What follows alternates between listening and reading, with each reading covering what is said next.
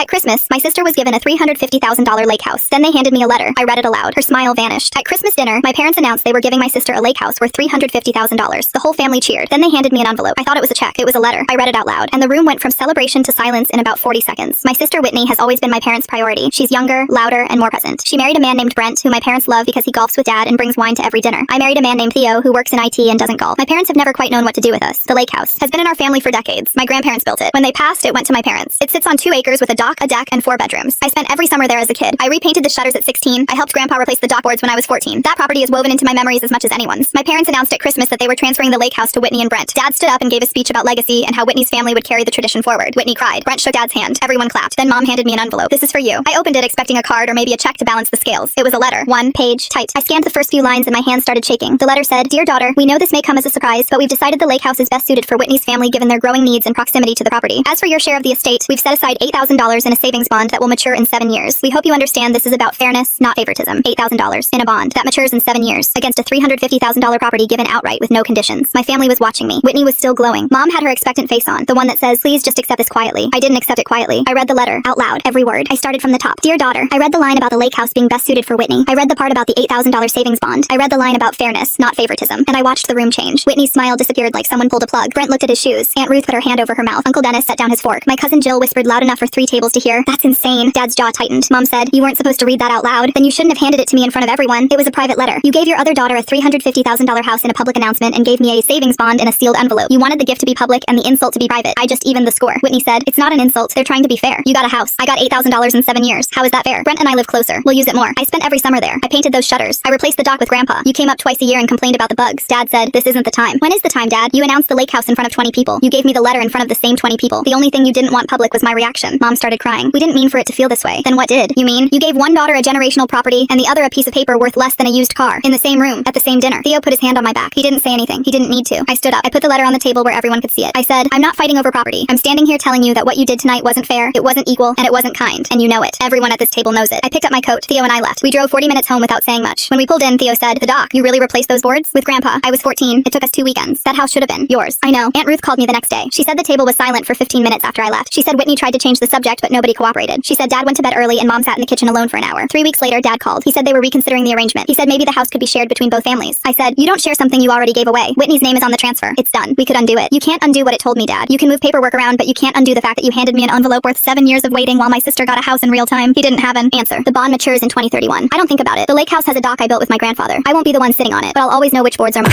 My son, please give it a like, subscribe, and leave a comment. You cannot escape this at this moment.